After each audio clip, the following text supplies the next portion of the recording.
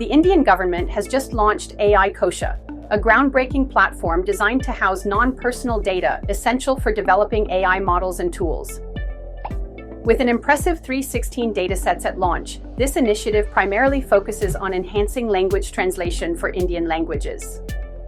As part of the ambitious India AI mission, which has a whopping budget of Rs 10,370 crore, AI Kosha is set to revolutionize how we utilize data. Union Minister Ashwini Vaishnaw announced that 14,000 GPUs are now available for shared access, a significant increase from earlier this year. This pooled computing power will empower startups and academia to train AI models more efficiently.